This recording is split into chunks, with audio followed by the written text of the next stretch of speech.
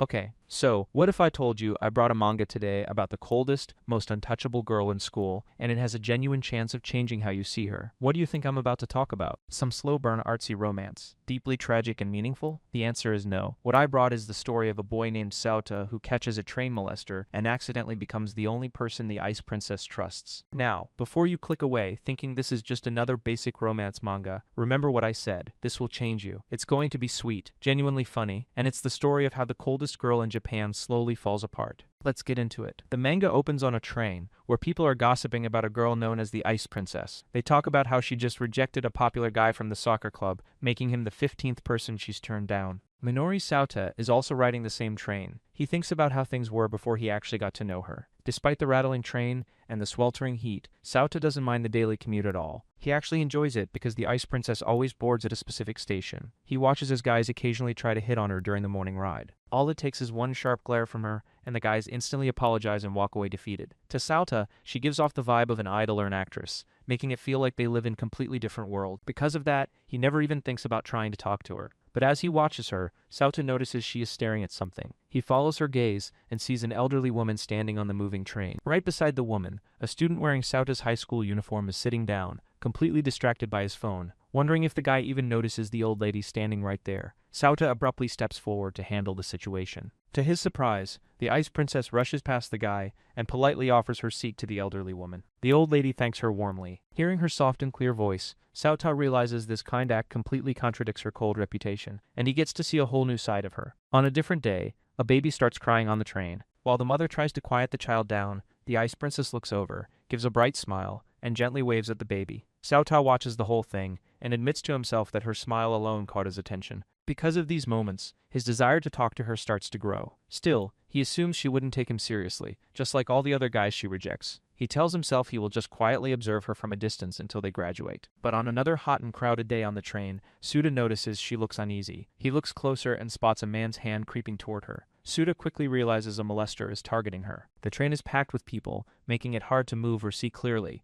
but Suda remembers how her smile has always cheered him up. Knowing he doesn't want to see that smile disappear, he decides he has to do something about it. Suda steps right in and blocks the guy. The molester gets scared and immediately runs off the train. People around them start shouting about a fleeing molester. The Ice Princess looks a bit confused, only just realizing what almost happened, while Sauta lets out a sigh of relief. Later at school, Sauta's friend Makasaka Eiji brings up the incident. He heard about the molester on the morning train and teases Sauta since the girl he likes rides that exact one. Sauta quickly brushes it off, telling him that just liking her doesn't make her his girlfriend. Eiji then mentions her nickname, the Ice Princess, assuming no one would be dumb enough to mess with someone like her. She got that nickname because she completely ignores anyone trying to befriend her and shoots down confessions with a cold, unbothered attitude. The rumors about her have even reached other schools. However, Sota secretly knows she isn't as cold as everyone thinks. Suddenly, Eiji asks a hypothetical question, wondering if Sota would step in to help the Ice Princess if something happened to her on the train. The question startles Sota, but Eiji just laughs it off as a joke. Eiji tells Sota that if he ever gets the chance to help her, he should take it, since it could be the start of his youth. Eiji then complains about wanting a girlfriend to actually enjoy his high school years. Sota thinks to himself that youth isn't just about dating. Eiji keeps teasing him for staring at the Ice Princess every day. Sota tells his friend to stop grinning and reminds himself that he is perfectly content just looking at her from afar. After that, the two of them decide to go to karaoke. Walking home later that evening, Sauta reflects on the eventful day, assuming things will just go back to normal the next morning. But the following day, on a surprisingly uncrowded train, the Ice Princess boards and takes an empty seat right next to him. To his absolute shock, she turns and wishes him a good morning. Hearing her crystal clear voice directed at him completely catches him off guard. Sauta finds himself staring at her until she gently speaks up, snapping him back to reality. Looking a little shy, she tells him she wanted to thank him for stepping in to help her yesterday. Struggling to even get his words out properly, Sauta tells her she doesn't need to worry about it. She looks down and admits she was actually really scared during the whole thing. She explains that instead of helping, the other passengers just gave her unpleasant looks. Bowing her head slightly, she sincerely thanks him from the bottom of her heart. Flustered and blushing, a nervous Suta quickly tells her she is welcome. Seeing his awkwardness, she lets out a small giggle. Suta thinks to himself how cute she is, and feels glad he could protect her smile. When he tells her stepping in was just a habit, she smiles and says it's fine to talk to her normally, since she is also a first-year student. Suta politely thanks her, but internally admits he just can't speak normally in front of her. She notices his stiffness and asks if that's his usual way of talking. He quickly stammers and clarifies he is a first-year too. Suta reflects on how he has always just watched her from a distance, and how seeing her encourages him to go to school. He feels incredibly lucky just being able to talk to her, but he wants to be careful not to misjudge their distance, so she doesn't end up hating him. Looking a bit hesitant, she speaks up again and says she has a favor to ask. Suta notices she looks like she is having a hard time, and figures yesterday's incident is still bothering her. He asks what it is. Gripping her skirt tightly and blushing, she asks if she can stay beside him whenever she is on the train. Seeing her tremble, Suta asks if the incident made her scared of boys. She admits that after a stranger touched her yesterday, she became terrified of riding the train, and even got scared of the boys staring at her at school. Suta points out that her request is pretty risky, since he is still a complete stranger and a boy himself. He tells her to think about it carefully,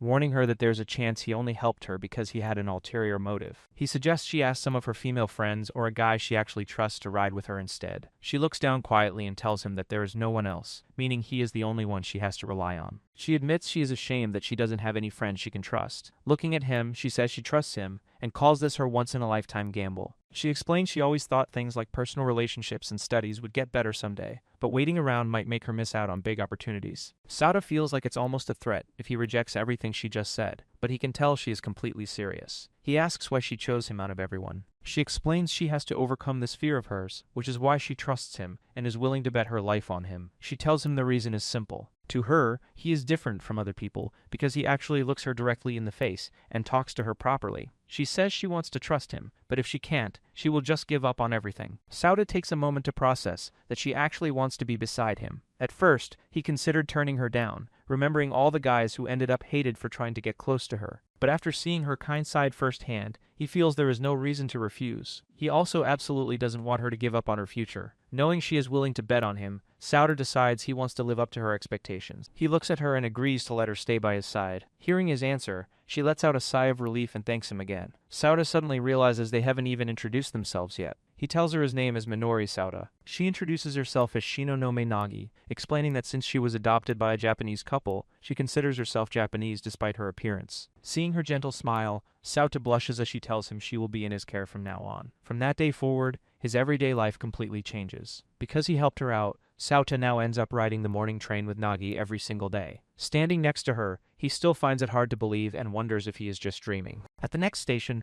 a bunch of passengers board the train, making the cabin crowded again. Noticing the rush, Suta calls out to Nagi and suggests they move to a less crowded spot. He leads her through the people to a safer space. She follows closely behind and thanks him for looking out for her, but Suta just brushes it off and tells her not to mind it. Suta realizes that everything happening right now really isn't a dream. He looks at Nagi, thinking about her Ice Princess nickname, and how she normally rejects guys with a cold attitude. Right now, though, she looks as beautiful as ever, and just being near her gives him the strength to get through the day. They stand together in silence as the train moves. Suta considers starting a conversation but stops himself, worrying it might bother her since she only asked him to stay by her side. Suddenly, Nagi gently tugs on his sleeve. When Suta asks what's on her mind, she apologizes and asks if he would be okay with them talking for a little while. Suta remembers that she is trying to gradually get over her fear of men, so he agrees. Nagi gives a happy smile and thanks him. But after that, she just stares at him in silence, leaving Suta wondering what she actually wants to talk about. As the train sways, Nagi looks up at him looking a bit flustered. She asks him what she should even talk about in a situation like this. She admits she isn't very experienced with this kind of thing, and doesn't really know how to make conversation with people outside of her family. Hearing this, Suta nervously admits that he doesn't talk to girls much either. Taking a moment to think it over, he tries to come up with a topic for them to discuss. Suta decides to break the ice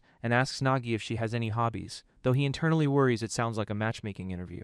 Nagi explains that she focuses on traditional Japanese dance, along with practicing tea ceremony and flower arrangement. Hearing this, Suta thinks to himself that her background definitely explains why she gives off such an elegant aura. When Nagi asks about his hobbies in return, Suta casually says he just does normal things like watching anime and reading manga, mentioning it feels insignificant compared to hers. Instead of judging him, Nagi genuinely considers them fine works of art. She explains that any work filled with someone's thoughts that can move a person's heart has no rank or status. Feeling a bit embarrassed, Suta quickly apologizes, but Nagi reassures him that it is fine, since many people think that way. She then smiles and adds that she really likes people who can apologize sincerely. Just then, the train reaches her stop. Nagi prepares to step off and thanks him, telling him that he is a kind person. Suta brushes it off, saying he is just doing what's obvious. Before walking out onto the platform, Nagi turns back and tells him that people who actually do the obvious things are rare. She smiles, waves goodbye, and tells him she will see him tomorrow. As the train doors close, Sauta stands there blushing, letting out a sigh of relief as he realizes just how nervous he was the entire time. Meanwhile, at her own school,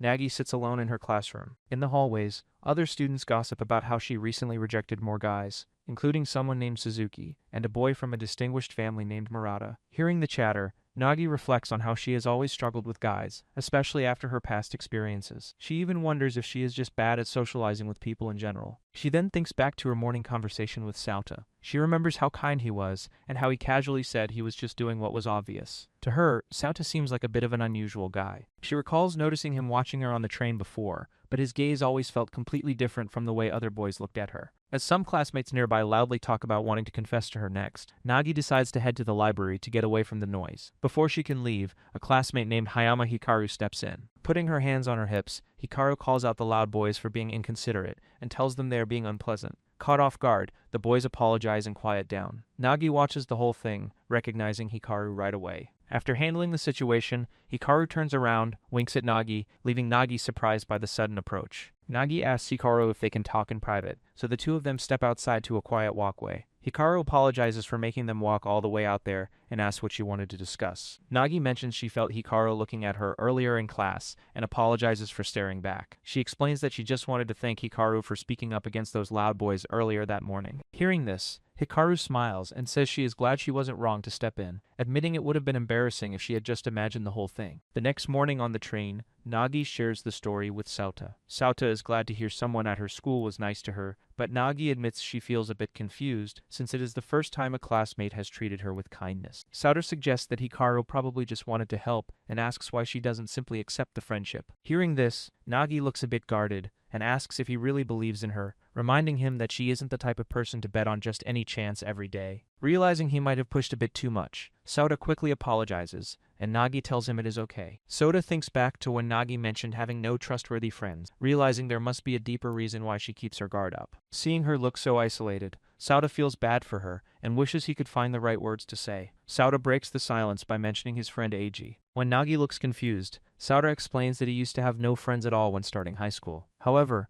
the day after the entrance ceremony, Eiji lost his wallet, and Sauta helped him search for it. After looking all over, they eventually found it at a police box, and that simple experience made them close friends. Sauta explains that while there are definitely a lot of unfriendly people in the world, there are genuinely kind people too. He encourages her to take a chance and believe in Hikaru. He even adds that if Hikaru ends up betraying her trust, she can blame him for it. Nagi is surprised by his dedication, and asks why he is willing to go this far for her. Sauta hesitates, knowing he cannot just openly admit that he simply wants to see her smile. Instead, he tells her that he just wants her to experience the feeling of having a friend. He explains that he didn't want to make friends either in the past, but one person like Eiji changed his mind completely. Afterward, Sauta looks away, worrying to himself that he might have said too much. Sauta immediately starts second-guessing himself, thinking he is just pushing his own wishes onto her, and that Nagi will be the one who gets hurt if things go wrong. He quickly apologizes, telling her he was being too nosy and asking her to forget what he said. However, Nagi tells him not to make that sad face. She decides that since he recommended it, she is willing to give being friends with Hikaru a try. She then leans in close, with a smile, and tells him that in exchange, if anything bad happens, he has to comfort her, which leaves Sauta completely flustered and blushing. As the train approaches her stop,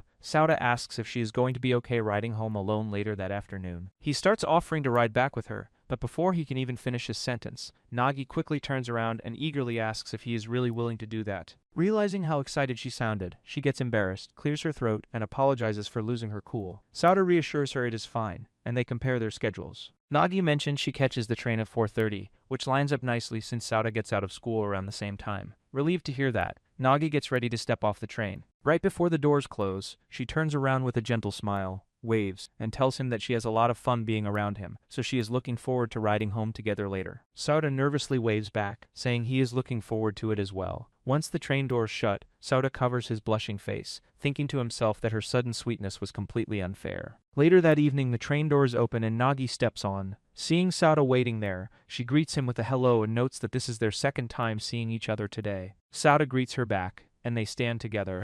Nagi mentions it has been a while since they crossed paths in the evening. Sauta brings up what they talked about that morning and asks how things went with her classmate. Nagi explains that she spoke to Hayama and told her she wanted to get along, which Hayama happily accepted. Nagi adds that thanks to Sauta, they are now on good terms. Sauta asks if that means they officially became friends, but Nagi surprises him by saying they aren't friends. Confused, Sauta wonders about the difference between getting along with someone and actually being friends. Nagi giggles and teases him, telling him to let her know once he figures it out. When Sauta asks why she won't just tell him, Nagi puts a finger to her lips and playfully says it's a secret for now. Blushing at how cute she is, Sauta quickly changes the topic, telling her there is something else he wants to ask. Sauta asks Nagi if she has any plans to accept confessions from any guys. Nagi immediately gives a blunt no. Sauta apologizes for bringing it up, but Nagi explains that all the guys who approached her so far were completely over the top. She says that at the very least, she would want to be genuine friends with someone before they confess, though none of them ever actually tried to befriend her first. Sauta reflects on how tough it must be for her to make real friends. Right then, Nagi speaks up and says she has a question of her own. She tells Sauta that she feels like she owes him a lot for helping her, so she wants to do something to repay his kindness. Sauta tells her she really doesn't need to worry about it, but Nagi insists that doing nothing would make her feel uneasy. Remembering how his classmate was complaining about their upcoming test earlier that day, Sauta gets an idea and asks if she is good at studying. Nagi proudly reveals that she actually ranks at the very top of her school, though she quickly admits she struggles with English. Noticing Sauta's reaction, Nagi pouts slightly and asks if he thinks that is weird. Sauta reassures her that everyone has things they are bad at. Nagi explains that it constantly causes her trouble because people automatically assume she speaks fluent English due to her appearance, mentioning a time she panicked when an overseas tourist asked her for directions. Sauta then asks if she is good with Japanese classics, and Nagi confirms that aside from English, she is generally great at everything else. Hearing that she is great at other subjects, Sauta asks if she would be willing to teach him Japanese classics to help him study. Nagi gets excited and readily agrees, offering to start right away. But before they can begin, the train announcement interrupts them, signaling that they have already reached her stop. Nagi mentions that time flies when she is with him, making Sauta blush with his heart racing. Since her stop is here, Sauta suggests they start their study sessions another day. Nagi happily agrees, waves goodbye, and tells him she will see him tomorrow as the doors close. As the train pulls away,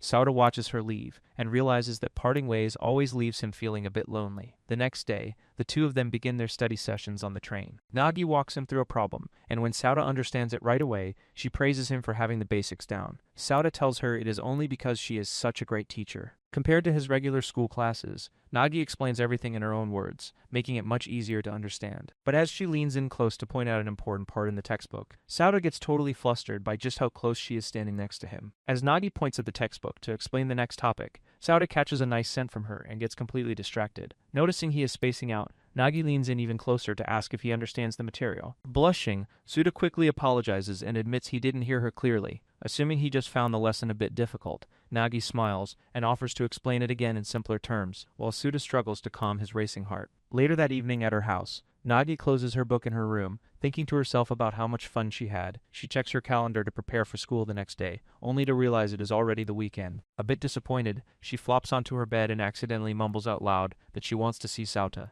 Catching herself, Nagi is shocked by her own words and quickly buries her face into a pillow. Blushing, she tries to deny the thought, telling herself she doesn't mean it in that way. She rationalizes that Sauta is just different from anyone else she has met, since he is genuinely kind, without any hidden motives, sees her for who she really is, and makes her feel comfortable. But reflecting on all of that, she realizes just how much she has truly grown attached to his presence. Sitting on her bed, Nagi wonders if she could organize a study session over the weekend, just to spend time together with Sauta, questioning if he would actually come if she invited him. Getting embarrassed by her own idea, she shakes her head, turns off the lamp, and decides to just go to sleep. That night, she dreams about her past. In the dream, she remembers being a scared little child when her adoptive parents reached out and warmly asked her to join their family. Waking up the next morning, Nagi tells herself not to get distracted and resolves to do her best for the sake of the parents who took her in. When Monday morning arrives, Sauta and Nagi meet on the train as usual, but Nagi is unusually quiet. Sauta notices she is acting strange. When Nagi asks him what's wrong, Sauta points out that she seems much more distant than usual today.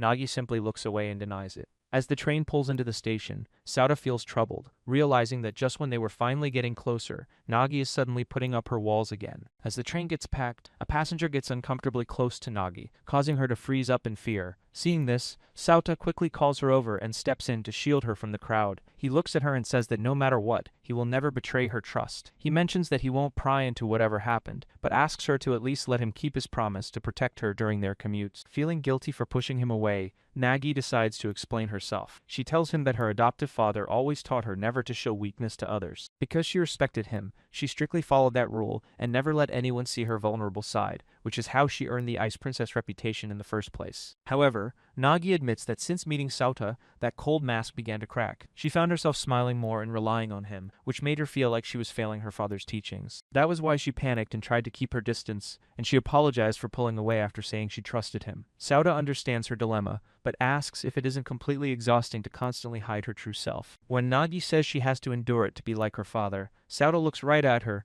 and says he wants to see the real her, adding that he prefers the genuine Nagi over the Ice Princess persona. Hearing his straightforward words, Nagi turns bright red, completely caught off guard. Seeing Nagi's shocked reaction, Sauta panics and tells her not to get the wrong idea, clarifying that he just meant seeing her genuine self would make him happy. Nagi giggles softly and feels relieved, giving him a warm smile. She promises that she won't put up a front around him anymore, adding that she really likes his true self too. Later at school, Eiji walks up to Sauta in class, claiming he has nothing but bad news to share. When Sauta asks what it is, Eiji mentions a rumor going around that the Ice Princess got a boyfriend, since someone saw her acting close with a guy on the train. Sauta immediately realizes that the rumored guy is actually himself. Because Sauta stays totally calm upon hearing this, Eiji gets suspicious. He stares intently at Sauta and asks if he managed to get a girlfriend. Sauta blushes and covers his face, as Eiji points out that Sauta has seemed unusually happy lately, even joking that he can smell a girl's scent on him. Sauta tells him to stop acting like a dog,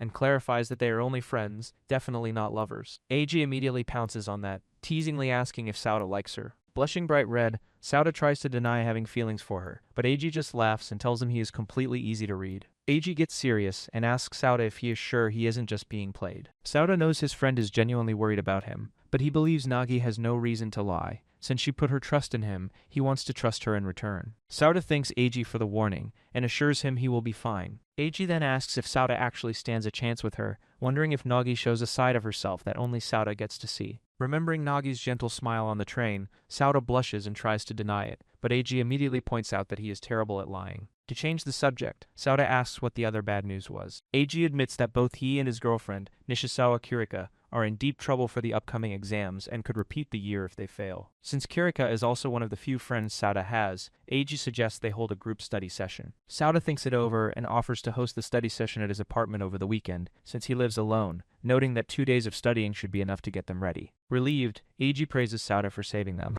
As the teacher arrives, Eiji tells Sauta he will text him later about the plans, and Sauta agrees. On their evening train ride, Nagi nervously works up the courage to speak up. Looking a bit shy, she asks Sauta if they can hold a study session together over the weekend. Hearing her invite makes Sauta's heart race, but he instantly freezes because he already promised to help Eiji and Kirika. He awkwardly tells her he might be free for one day, but Nagi notices his hesitation right away. Looking at him seriously, she asks him to tell her what is going on. Sauta admits he already made study plans, and Nagi realizes his friend beat her to it. Sauta pulls out his phone to message Eiji and adjust the schedule, but Nagi quickly stops him. She tells him not to cancel on his friends and apologizes, blaming herself for having bad timing. Seeing her take all the blame makes Sauta feel bad. He then suggests that she could just join their group study session instead. However, Nagi turns down the offer, honestly telling him that even if those people are his friends, they aren't him. Her blunt answer leaves Sauta speechless. As the train reaches her stop, Nagi steps toward the door and promises to make up for this. She tells Sauta to just let her know whenever he is free, adding that she will make time even on short notice. Sauta simply nods and agrees as she heads off. After saying goodbye on Friday, the weekend passes, and Monday morning arrives. On the train, Nagi greets Sauta and asks how his weekend study session went. Sauta tells her they studied like crazy, but thanks to her explanations from before, he was able to teach Eiji and Kirika properly and help them out. Nagi gets ready to continue their usual study routine, but Sauta stops her. He pulls out an English textbook and offers to tutor her instead, knowing English is the one subject she struggles with. Nagi's face lights up, and she happily agrees. Seeing her bright expression, Suda notes to himself how much more she has been smiling lately. As they get to work, Nagi points to a section she needs help with, and leans in right beside him. Suda instantly stiffens up, realizing she is standing much closer to him than last week. Trying to keep his cool, he walks her through the translation. Nagi understands it right away and turns to thank him, but Sauta is looking away with a bright red face and a racing heart. Noticing his strange reaction, Nagi asks if he is feeling sick. Right at that moment, the train suddenly lurches. Nagi loses her balance and falls backward into Sauta's arms. Sauta catches her securely against his chest to keep her from falling. The two of them freeze in place, staring directly into each other's eyes, while blushing from the sudden embrace. Nagi awkwardly thanks him while staying in his arms. Both of them turn bright red with their hearts racing. Sauta realizes that instead of stepping back, Nagi is staying right where she is. When he softly calls her name, Nagi leans her head against his chest, closes her eyes, and whispers that he feels warm. The two of them stay close together as the train sways along the tracks. Suddenly, a loud beep from Sauta's phone breaks the quiet mood. Startled, Nagi quickly steps back and stammers an apology, blushing deeply as she admits that leaning against him was just so comfortable. Sauta tells her it is totally fine, thinking to himself that she is way too honest. He checks his phone and sees a text from Eiji. Eiji asks if Sauta wants to go eat parfaits with him and his girlfriend Kirika tomorrow as a thank you for the study session. When Sauta jokingly asks if Eiji is really okay with his girlfriend eating parfaits with another guy, Eiji replies that he only asked because it's Sauta and he trusts him completely. Reading the message from his friend, Sauta smiles to himself. Nagi notices his expression and points out that he looks happy, asking if she can know what the text was about. Sauta admits with a smile that he is indeed feeling a bit happy. Sauta explains that Eiji invited him to eat parfaits with his girlfriend Kirika. He mentions that Eiji isn't good with sweet food and Kirika enjoys hanging out with friends, so Eiji offered it as a thank you for the weekend study session. Sauta says he will turn the invite down since he already promised to ride the train home with Nagi after school. However, Nagi tells him he doesn't need to go that far for her. She explains that she already told her family she would be home late anyway, and suggests they just take a later train together instead, asking him to prioritize his friends. Hearing this, Sauta agrees, but he secretly feels a bit discouraged, wondering if she still doesn't view him as someone truly close. Before stepping off the train, Nagi tells him to message her once the timing is set so they can meet up. The next day after school, Sauta texts her that they should wrap up in about 20 to 30 minutes and meet on the train. Meanwhile, Nagi wanders through the local shopping streets on her own. Even though Sauta didn't tell her exactly where they were going, she finds herself walking around the unfamiliar area, looking around and quietly wishing she could see him soon. Nagi walks past a cafe called Apollo Kitchen, wondering to herself if being at a place like this would be more fun with Sauta. Inside that exact cafe, a waiter serves 2 Mont Blanc parfaits to Sauta and Kirika. Kirika cheerfully thanks Sauta for helping them study over the weekend, and insists on treating him today. Sauta smiles and tells her that since they studied so hard, they better not fail their upcoming test. Outside, Nagi notices the parfait poster and admits to herself that she really wanted to go to a cafe with Sauta. She quickly tries to shake off the thought, telling herself not to cause him any trouble. But as she looks through the window, she spots Sauta and Kirika sitting together, happily chatting over their desserts. Nagi tries to reassure herself, knowing that Kirika is just a friend and remembering that she was the one who encouraged Sauta to hang out with his friends. Feeling out of place, she turns around and decides to head home. As she walks away,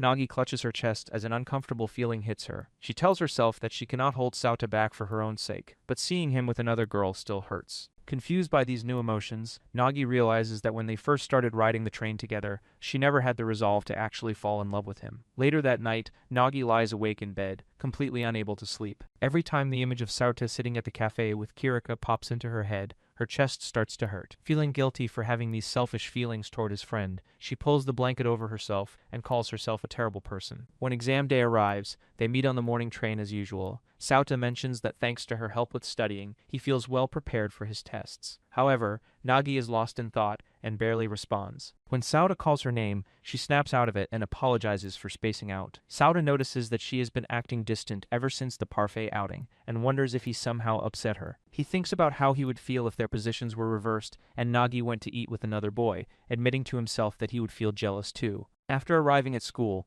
Nagi sits at her classroom desk and lets out a tired sigh, still unable to get Sauta out of her head. Right then, Hayama Hikaru walks up to her and asks if she has some free time. Before Nagi can even ask what is going on, Hikaru cheerfully takes her and leads her out of the classroom. Hikaru brings Nagi outside to the courtyard walkway to talk in private. Leaning in close, Hikaru asks what has been bothering her. When Nagi claims nothing happened, Hikaru decides to cut straight to the point and directly tells Nagi that she is in love. The sudden statement catches Nagi completely off guard, making her make a funny, flustered face. Amused by her reaction, Hikaru asks if she had a fight with her boyfriend. Blushing, Nagi reflexively shouts that he isn't her boyfriend, only to quickly cover her mouth in embarrassment as she realizes she just confirmed there is a boy in her life. Hikaru bursts out laughing, teasing Nagi for finally showing a relatable, human side instead of her usual cold expression. After calming down, Hikaru realizes that the rumor about Nagi talking to a male student on the train was true all along. Hikaru then asks Nagi to share her love story, pointing out that bottling up her emotions will only make things harder for her. She promises that her lips are completely sealed. Looking at Hikaru,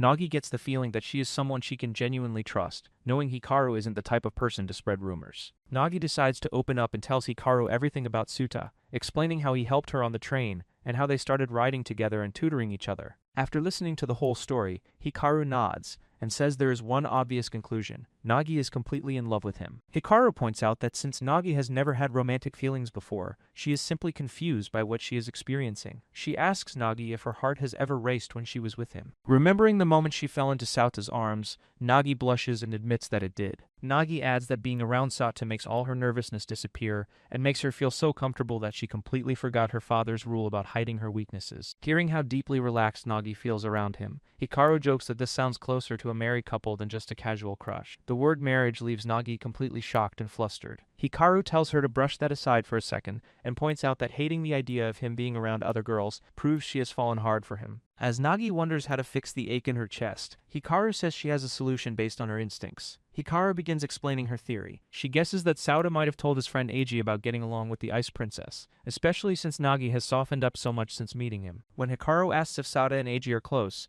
Nagi confirms that they are very good friends. Hearing this, Hikaru suggests that Eiji might be throwing a test to see what kind of person Nagi really is, explaining that a loyal friend would naturally want to look out for Sauta's happiness. Hikaru theorizes that the cafe trip might have been a way to see if Nagi would get jealous, suggesting that the girl at the cafe could have even been in on the plan to see how Nagi would react. Hearing this, Nagi blushes intensely and points out that for this theory to work, Sauta would have to like her in the first place. Hikaru smiles and tells her that barely any guy could avoid falling for her. While Hikaru admits that Sauta's friend might not have planned things out that deeply, she says it still doesn't change the fact that this is a challenge for Nagi. She asks Nagi how she is going to respond, which motivates Nagi to stop hesitating and take action. Hikaru throws a mock punch and gives Nagi some advice, telling her that if someone throws a jab at her, she should just hit back with a straight punch by being completely direct and honest. Taking the advice to heart, Nagi smiles and agrees. On the final day of exam week, Nagi steps onto the morning train and greets Suda with a bright smile. Surprised by her cheerful mood, Suda greets her back. Nagi apologizes for acting distant over the past few days, explaining that something was bothering her, but talking it out with a classmate helped resolve everything. As they chat, Nagi takes a step closer to him, making Sauta notice that she is standing even closer than when they were studying together. She asks if he remembered to bring an umbrella since rain is forecasted for the afternoon. Sauta groans, realizing he forgot his umbrella and even left his laundry out to dry. When Nagi asks if his parents are home, Sauta explains that he actually moved to Tokyo alone and lives by himself. Realizing she knows very little about him, Nagi asks if he would mind telling her more about his personal life. Sauta agrees, and for the rest of the train ride until her stop, Nagi happily asks him all kinds of questions about his hometown, his siblings, and his family. Later that afternoon, heavy rain began pouring outside the school. Looking at the storm, Sauta realizes he still hasn't explained to Nagi that Kirika is actually Eiji's girlfriend. Eiji points out how hard it is raining, and Sauta sighs over his ruined laundry at home. As they head downstairs, Eiji offers to have Kirika buy an extra umbrella for him, but Sauta declines, saying he is already waiting to meet someone. Checking his phone, Sauta sees it is almost 4 o'clock, meaning he still has time before his meetup with Nagi. Right then, Kirika arrives and brings Eiji an umbrella. When she hears that Sauta forgot his as well, Kirika offers to go buy one for him, but Sauta politely turns it down, saying just offering is enough. As they stand near the main entrance, they notice a crowd of students gathering and talking loudly. The students gossip about a girl waiting at the front gates, who looks like an idol or an actress. Sauta looks toward the gate and spots a familiar figure holding an umbrella walking through the rain. Recognizing her right away, Sauta stands in shock as he realizes Nagi has come all the way to his school to meet him. Sauta walks down the entrance steps toward the girl with the umbrella, thinking to himself that the Ice Princess would never go out of her way like this for anyone, let alone visit a student at another school. As he approaches, Nagi tilts her umbrella back and gives him a sweet, blushing smile. She looks right at him and says she came to pick him up, leaving Sauta totally stunned. Sauta stammers her name in disbelief as Nagi closes her umbrella and steps under the roof, cheerfully confirming that it is really her. Behind Sauta, Eiji and Kirika freeze in complete shock. Eiji panics, unable to wrap his head around how the famous Ice Princess is standing right in front of them.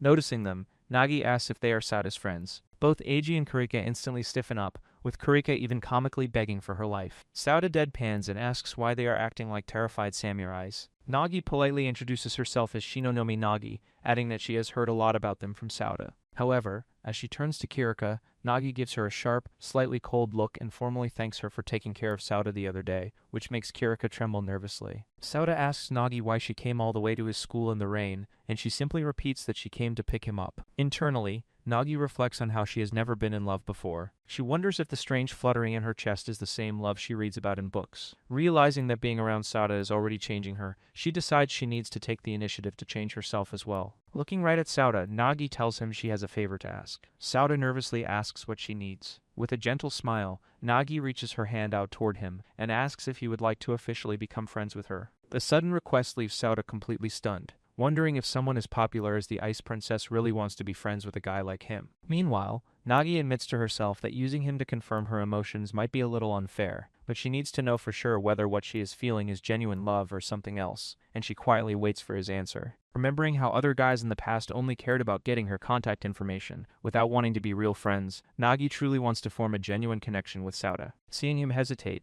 Nagi gets worried and nervously asks if his silence means no. Looking at her anxious face, Sauta realizes there is no way he could ever turn her down. He pushes aside his overthinking and asks himself if he wants to be friends with her. Without any more hesitation, Sauta reaches out and takes her hand in a handshake, telling her that he genuinely wants to be friends with her too. Hearing his honest answer, Nagi's face lights up with a huge happy smile. The two of them then walk out of the school gates together, sharing Nagi's umbrella in the pouring rain. Seeing the Ice Princess sharing an umbrella with a guy leaves all the other students in utter shock, with people whispering and wondering if they are dating. Feeling the intense stares from the crowd, Sauta awkwardly tells Nagi to watch her step. When he asks again why she came all the way to his school, Nagi casually explains that she knew he forgot his umbrella and simply didn't want him to catch a cold. As they walk under the umbrella, Nagi notices that Sauta's outer shoulder is getting soaked in the rain. Sauta awkwardly tries to play it off as her imagination, thinking to himself that he can't possibly squeeze any closer to her. Seeing his hesitation, Nagi takes the initiative, grabs Sauta's arm, and pulls herself right against his side. The sudden contact leaves Sauta completely flustered and blushing bright red. Flustered herself, Nagi clutches his arm tightly and stammers an excuse. She tells him that it can't be helped because of the heavy rain, and that it's only until they reach home. Sauta notices just how close they are, but finds her flustered rambling really cute. As they continue walking,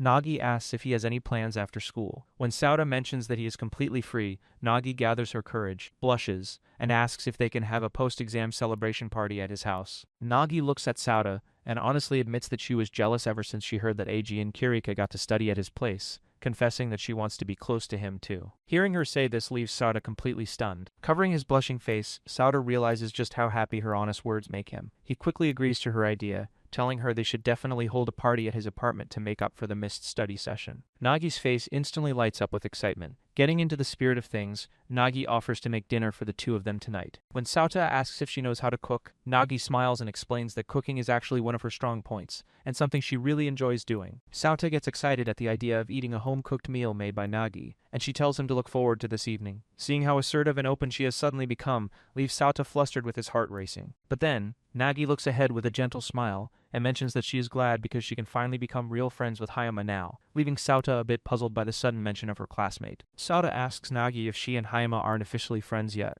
Nagi confirms they aren't, and when Sauta asks if it's because they don't talk enough, Nagi turns to him with a gentle smile. She explains that isn't the case at all. The real reason is that she decided Sauta had to be her very first friend before anyone else. Hearing her say that makes Sauta's heart race. Trying to change the subject, he suggests that since exams are finally over, they should each give each other a reward of their choice. Nagi is curious and agrees, though Sauta internally admits he hasn't actually thought of what reward he wants yet. Nagi then speaks up, saying there is already something specific she wants Sauta to do for her reward. Sauta asks what she has in mind, nervously thinking to himself that since they only just became friends, anything more than that would be overwhelming. But instead of answering, Nagi places a finger against her lips with a playful smile and tells him that it is still a secret for now. Blushing bright red as he looks at her, Sauta thinks to himself that if she keeps acting like this, he is definitely going to end up falling completely in love with her. The two of them arrive at Sota's apartment building. Sauta unlocks the front door and invites her inside, apologizing in advance in case the place is a bit messy. Nagi tells him not to worry, since she was the one who asked to come over so suddenly, politely thanking him for having her. Once the door closes behind them, Sota's heart races as the reality sets and that Nagi is actually inside his apartment. Looking around the living room, Nagi comments that his place is pretty spacious. Sauta explains that it is a one-bedroom apartment, mentioning that his parents chose it so it wouldn't be inconvenient whenever friends came over to visit. Nagi notes that his parents sound very nice, and Sauta offers to show her where the washroom is once they set their bags down. After settling in, Nagi sits on the sofa, visibly fidgeting with nervous energy. Sauta comes in carrying 2 mugs and asks if she's feeling nervous. Nagi admits that she is, explaining that this is her very first time ever visiting someone's house, especially a boy's sooth. Sauta realizes that since he is her first friend, this really is a completely new experience for her, and he decides he needs to do his best to make sure she has a pleasant memory of her visit. Right then, Nagi gently pats the empty cushion on the sofa right next to her, and asks Sauta if he can sit beside her. Caught off guard, Sauta pauses in surprise. Blushing, Nagi quickly explains that since they are always standing side by side on the train, having him close makes her feel much more secure and at ease. Blushing bright red, Sauda nervously agrees and sits down beside her. Sitting side by side on the sofa, Sauda notes that having her sit next to him feels completely natural, and Nagi happily agrees. Sauda then brings up the mutual rewards they talked about earlier, suggesting that Nagi should make her request first. Blushing nervously,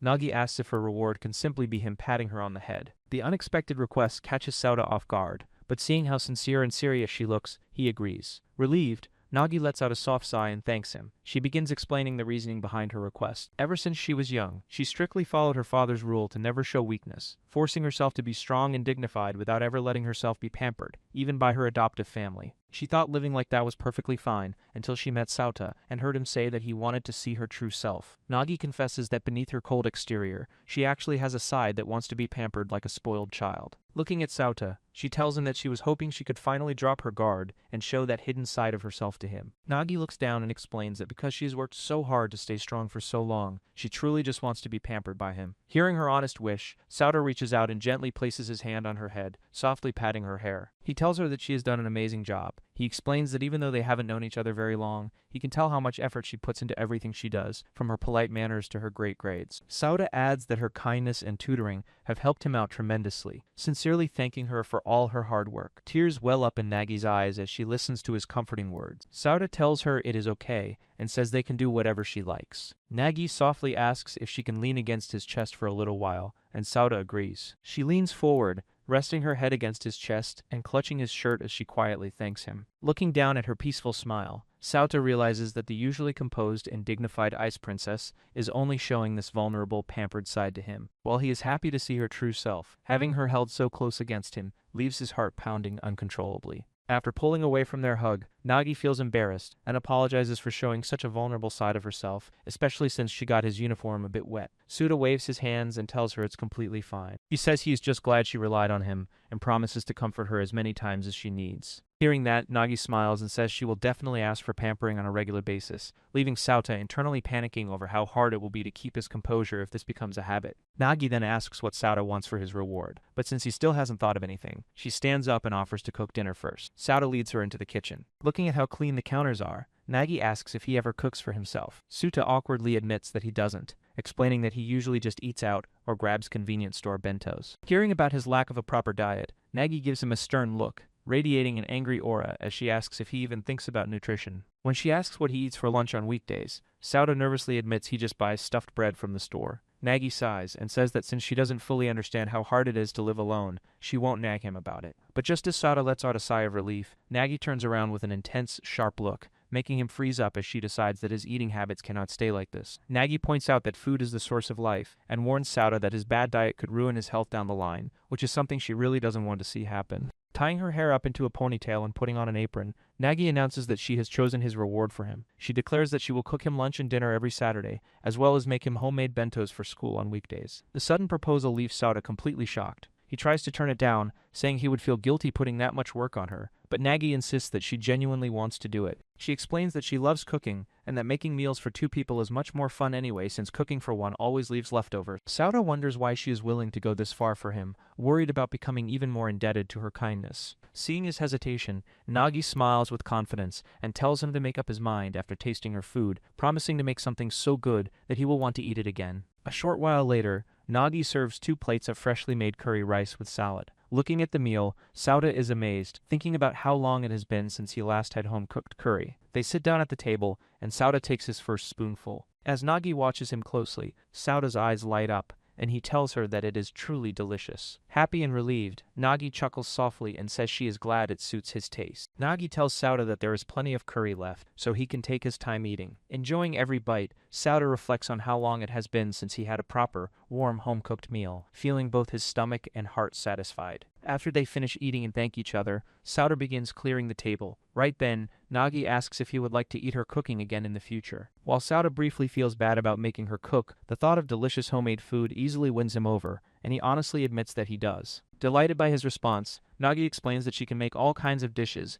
especially fish and Western food, and offers to make whatever meals he prefers. She asks if he will officially let her make his school bentos, and Sauta agrees, telling her he will be in her care. The lunchtime bell rings, and Eiji invites Sauta to go eat on the rooftop, asking if he wants to head down to the cafeteria together to buy food. To Eiji's complete surprise, Sauta mentions that he actually brought a homemade bento today. Once they head up to the rooftop benches, Sauta takes out a neatly wrapped lunchbox. Eiji is stunned, realizing it isn't even from a convenience store, and asks if it really came from who he thinks it did. Sauta confirms his suspicion, explaining that Nagi found out he never cooks when she came over to his place. Eiji guesses she figured it out because his cooking oil was completely untouched, though Sauta blushes, remembering that Nagi also noticed his apron had no scent on it. Sauta takes off the lid, revealing a meal packed to the brim with rolled eggs, fried chicken, and seasoned rice. Both of them are amazed by how much effort went into it. Eiji remarks that if he hadn't seen Nagi's gentle side at the school gate yesterday, he never would have believed the cold ice princess made a lunch like this. Sauta agrees that the gap between her public reputation and her true personality is massive. After saying their thanks for the food, Sauta takes his first bite and finds it truly delicious. As he happily eats his lunch, Eiji points out that Sauta normally eats with a completely indifferent face, making Sauta blush as he realizes just how happy Nagi's cooking makes him. Eating lunch on the rooftop, Eiji demands to know how Sauta got so close with the Ice Princess. Sauta explains that he helped her out on the train once, and they grew closer after she started tutoring him. Eiji doesn't buy it, pointing out that coming to his school in the rain and making him a homemade bento is way beyond regular friendship, noting that even his own girlfriend hasn't made him a lunchbox yet. Sauta insists they aren't dating, claiming Nagi is just treating him nicely because she doesn't have many friends. Eiji smirks and asks if Sauta actually likes her, making Sauta blush bright red and look away. Once Eiji stops teasing him, Sauta genuinely opens up about his confusion. He admits he isn't sure if he has romantic feelings for Nagi because he doesn't fully understand his own emotions. He explains that while Kirika is a female friend, she is Eiji's girlfriend, so he only sees her as a friend. But with Nagi, everything feels completely different, and he isn't sure if that feeling is what people call love. Eiji reassures him that it's fine, and tells him to take his time figuring it out. But then, Eiji points a finger and leaves him with one serious question. He asks Sauta who he wants to be the man standing next to Shinonome Nagi 10 years from now. The question catches Sauta completely off guard, giving him a lot to think about. Eiji tells Sauta that he doesn't need to give an answer right away, but suggests he think about it for the future. Sauta reflects on the idea of 10 years from now. He thinks about how hardworking, pretty, and charming Nagi is, realizing that if the person standing next to her as an adult isn't him, it would have to be someone truly remarkable. Looking down at his phone, he notices how empty his contact list is, containing only his parents and Eiji. Later that afternoon on their train ride home, Sauta decides to take the initiative. He asks Nagi if she would like to exchange phone numbers, mentioning that it would make staying in touch much more convenient. Nagi is surprised, and shyly asks if they can also message each other whenever they are free. Sauta smiles and agrees, telling her he has plenty of free time and would be happy to talk. They take out their phones and scan each other's QR codes to exchange contacts. Nagi holds up her screen with a bright, happy smile, admitting that she had actually been wanting to ask for his number too.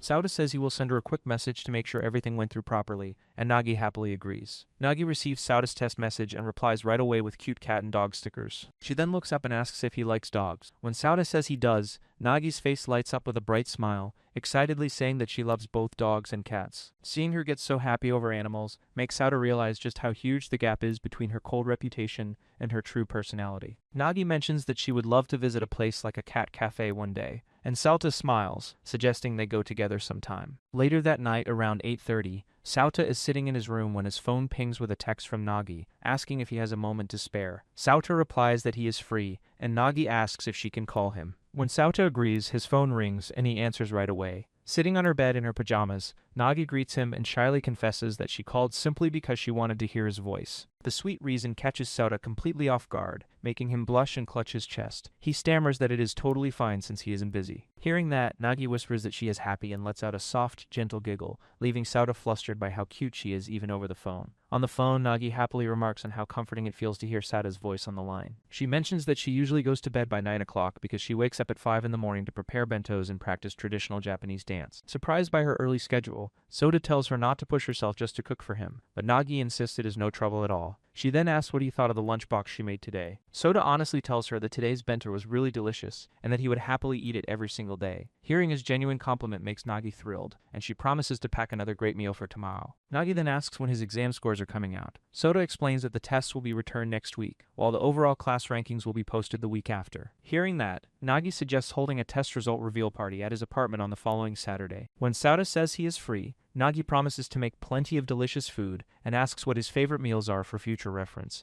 leaving Sauta blushing on the other end. Noticing the clock is past 9, Suta apologizes for keeping her up and asks if she needs to sleep. Nagi lets out a sleepy yawn but stubbornly denies being tired, admitting that she still wants to keep talking with him. Suta reminds her that they have school tomorrow, so Nagi shyly asks if she can call him again tomorrow night. Suta agrees, thinking to himself that it is time to tease her back a little. Trying to tease her back, Suta tells Nagi that he wants to talk to her more as well. But instead of getting embarrassed, Nagi simply smiles and happily says that they feel the exact same way. Realizing his little counterattack completely failed, a blushing Suta admits defeat and wishes her a good night. Nagi warmly says goodnight in return before hanging up. Suta flops onto his bed, realizing he's far too energized to fall asleep anytime soon. Meanwhile, Nagi is riding in the back of a car driven by her adoptive father. He mentions noticing that she has been spending more time with her new friend recently. Assuming he might be displeased, Nagi quickly apologizes and promises to focus on her studies, though she mentions that she will be coming home a bit late on Saturday to visit her friend's house. Expecting him to forbid it, Nagi is surprised when her father warmly gives his approval, saying he is glad she is finally making friends. He encourages her to enjoy her youth and live life without any regrets, advice that Nagi takes deeply to heart. On the morning train, Nagi reaches her stop, waves goodbye, and promises to message Sauta later. After the train doors close, Sauta looks down at his phone and checks their chat history. Ever since they exchanged numbers, they have been calling and texting each other constantly, filling their chat with daily messages and goodnight stickers. Looking at their long message log, Sauta smiles to himself, feeling as though the two of them are always together. At her school, Nagi sits at her desk, looking down at the morning text message from Sauta. Blushing happily, she thinks to herself that being able to message him throughout the day makes it feel as though they are always together. Just then, Hikaru walks into the classroom and greets her. Startled, Nagi quickly puts her phone away and greets her classmate back. Hikaru immediately notices that Nagi looks much softer and happier today, teasingly guessing that she managed to exchange phone numbers with Sauta. Hikaru brings up how surprised she was when Nagi initially turned down her offer to exchange numbers, though she understands Nagi had her reasons. Nagi apologizes, admitting that she was being stubborn because she had decided that Sauta needed to be the first person she exchanged contacts with. Hikaru tells her not to worry about it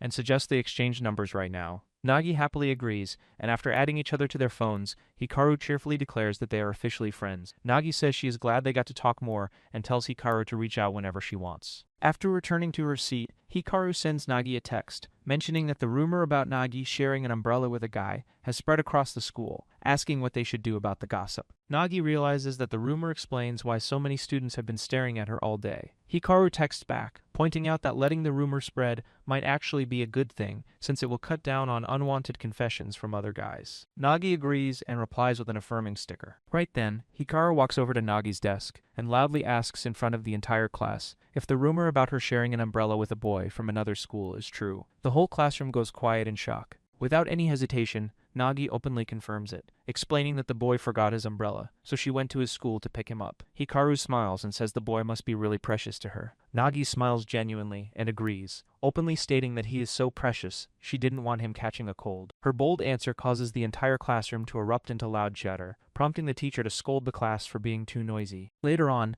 Nagi remembers that her Saturday visit to Sauta's apartment to reveal their exam scores is tomorrow. Worried that she doesn't have good enough casual clothes for the occasion, she texts Hikaru for advice. Hikaru immediately jumps on the chance to help and invites Nagi to go shopping together right after school. Nagi hesitates about accepting the shopping invite, worrying that it might make Sauta wait for her after school. But remembering her father's advice to live life without regrets, she decides to go and send Sauta a text, letting him know she will be late. Later that evening as the sun sets, Nagi meets Sauta at the station and apologizes for the delay. Sauta tells her not to worry, asking how her shopping trip went, and explaining that he was hanging out with AG anyway. When the train pulls up, they step inside to find the cabin completely packed with commuters. Seeing other passengers crowding too close to Nagi, Sauta quickly shifts his position and stands directly in front of her against the door to shield her from the crowd. Blushing, he apologizes for being so close to her. Nagi looks up and tells him it is completely fine, explaining that she isn't scared of him at all because he is special to her. Hearing those words leaves Sauta flustered, though he tries to convince himself she didn't mean it in a romantic way.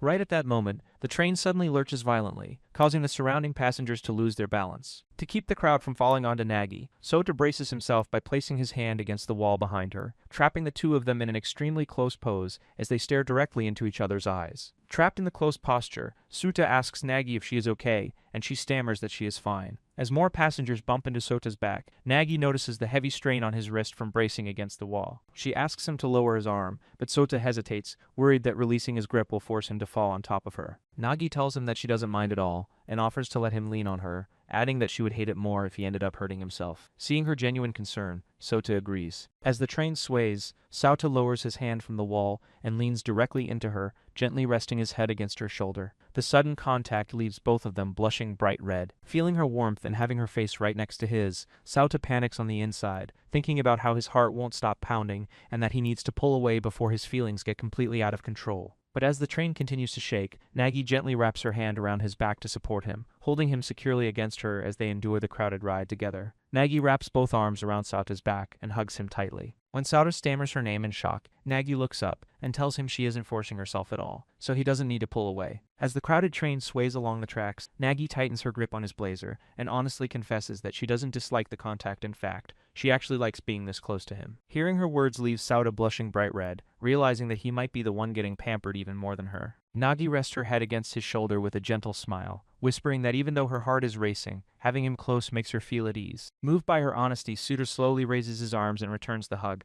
softly admitting that he feels the exact same way. With their hearts pounding and his mind completely overwhelmed by how close they are, the two of them stay embraced by the train door until their stop arrives. That night, neither of them can fall asleep, and they end up staying up and talking on the phone for hours. Saturday finally arrives for their exam score reveal. Nagi comes over to Sota's apartment dressed in cute casual clothes, greeting him with a polite smile and a slight blush. Sota welcomes her inside, immediately thinking to himself how cute she looks in normal everyday clothes. He asks whether they should have lunch first or check their test results. Sota admits he has been restless since yesterday, and suggests they check the scores right away, and Nagi chuckles, saying she has been feeling the exact same way. They sit down side by side on the sofa, placing both of their graded test papers face down on the table. Looking at the sheets, Nagi mentions that doing a reveal like this is actually pretty nerve-wracking. Sota agrees, though he already knows what score he got in class, and is simply eager to share his results with her and see how she did. With both of them gripping their papers, Sota suggests they flip them over on the count of 3, and Nagi gets ready. On the count of 3, they flip their test papers over on the table. Looking at the results, they are both surprised to see that they both ranked first place overall in their respective schools. Overjoyed by the news, Nagi reaches out and tightly grabs both of Sota's hands, squealing with excitement over how amazing his score is. Holding her hands leaves Sota's heart pounding, but seeing her look even happier for his success, then he warms his heart. Looking at Nagi's grade report, Sota notices that she managed to score a perfect 100 in English, successfully overcoming her one-week subject. Nagi insists that her improvement was entirely thanks to his tutoring, but Sota counters that his top rank was also thanks to her teaching. Still holding his hands on the sofa, Nagi praises his hard work once again. Then, blushing shyly, she looks down and mentions that outside of their promised rewards, there is something else she wants to ask, or rather, something she wants to do together. Curious, Sota asks her to tell him what she has in mind. Nagi looks directly into Sota's eyes. When Sota asks what she has in mind, she blushes and softly calls him by his first name, Sota-kun. Hearing his first name come out of her mouth catches Sota completely off guard, making his face turn bright red. Squeezing his hands even tighter on the sofa, Nagi calls him Sota-kun once again. She explains that calling him by his given name is what she really wants to do. In return, she asks him to stop calling her Shinonome and start calling her Nagi instead, admitting that it would make her genuinely happy. Sitting there blushing, Sota thinks back to the intimate hug they shared on the crowded train earlier. Remembering how she confessed to enjoying being close to him, Sota realizes he finally understands the true feelings behind her action. Looking at her sweet, hopeful expression, Sota softly agrees to call her Nagi. Blushing, Sota works up his courage and softly calls her Nagi for the very first time. Hearing her given name, Nagi's face lights up with pure joy as she enthusiastically responds. Holding his hands tightly, she giggles and repeats Sota's name over and over, thrilled that he finally said it. Looking at her affectionate behavior, Sota thinks to himself that Nagi might actually be pretty clingy. After finishing their lunch, Sota brings up a new topic. Stumbling a bit before correcting himself to call her Nagi, he asks how she would feel about holding a group study session. He explains that his best friend Eiji and his girlfriend Kirika want the two of them to help tutor them. Nagi remembers meeting them on that rainy day and confirms who they are. Sota tells her that if having more people around is too much, she shouldn't hesitate to say no, but Nagi reassures him that she doesn't mind at all. In fact, Nagi mentions that her friend Hikaru also wants to meet Sota, suggesting that the group study session would be a great chance for all of them to hang out together. Sota agrees to the idea of a group study session, and says he will confirm the plans with Eiji and Kirika. Relieved, Nagi mentions that she has one more small favor to ask. Blushing shyly, she explains that she gets very nervous around strangers, asking if Sota can stay by her side the entire time. Sota smiles and readily agrees to stick close to her. On the day of the study session, Sauta and Nagi wait together outside the station. Soon enough, Eiji and Kirika arrive and call out to them. Sauta introduces his friends, and Nagi politely greets Eiji and Kirika, remembering that this is the second time they have met. In response, Eiji and Kirika suddenly bow deeply to Nagi, formally thanking her for taking care of their boy Sauta. Sauta is embarrassed by their exaggerated greeting, but Nagi fixates on them calling Sauta theirs. Reacting immediately, Nagi steps closer and gently grabs onto Sauta's arm, leaning into him affectionately. Eiji and Kirika notice the physical contact right away and start whispering to each other, wondering when Sauta and Nagi became so lovey-dovey. Eiji then realizes with shock that Sauta called her Nagi instead of her last name. Blushing, Sauta interrupts their gossip, deadpanning that they can hear every word they are saying. While waiting at the station, Kirika asks if Nagi's friend is joining them as well. Nagi confirms that Hikaru is on her way and mentions that she is a very cheerful person. Right then, Hikaru spots the group from the ticket gates and jogs over, waving and apologizing for being the last one to arrive. Nagi introduces Hikaru to everyone, and Hikaru cheerfully tells the group they can call her by her first name. Turning her attention to Sauta, Hikaru looks him over with a teasing grin, mentioning that she has heard plenty about him and casually says he isn't bad. Seeing Hikaru getting too close, Nagi immediately steps in front of Sauta, spreading her arms wide to block her friend. Blushing with a pout, Nagi firmly tells Hikaru that Sauta is completely off limits. Hikaru laughs and backs down, explaining that she was just curious since Nagi talks about him all the time. Sauta notices that Nagi's current protective pout is far cuter and way less scary than her old ice princess persona. With everyone gathered, Sauta leads the group back to his apartment for the study session. Stepping inside, Hikaru looks around in surprise, remarking that she expected a guy living alone to have a messy room, but his place is surprisingly clean and tidy. Sauta awkwardly scratches his cheek, admitting that he made sure to clean up. Nagi casually explains to the group why she visits Sauta's apartment, mentioning that since Sauta can't cook and eats unhealthy store-bought food, she comes over every Saturday to make his lunch and dinner. The explanation leaves Eiji, Kirika, and Hikaru completely dumbfounded. Hikaru and Kirika immediately jump on that, pointing out that cooking his meals on the weekend is basically acting like a live-in wife and asking how they can still claim they aren't dating. Hearing the words live-in wife makes Nagi blush bright red, while Sauta panics and tries to explain, claiming that Nagi is just naturally kind and looking out for his health. Hearing Sauta brush off her cooking as simple kindness makes Nagi pout with a conflicted look. Sauta notices she seems annoyed, but before he can ask about it, Nagi lets out a sigh and drops the topic, telling everyone to head into the living room to begin studying. As they walk in, Eiji, Kirika, and Hikaru give Sauta judging stares that make him sweat. Once everyone is settled in the living room, Sauta brings out an extra folding table to make enough room for all 5 of them to sit and study together.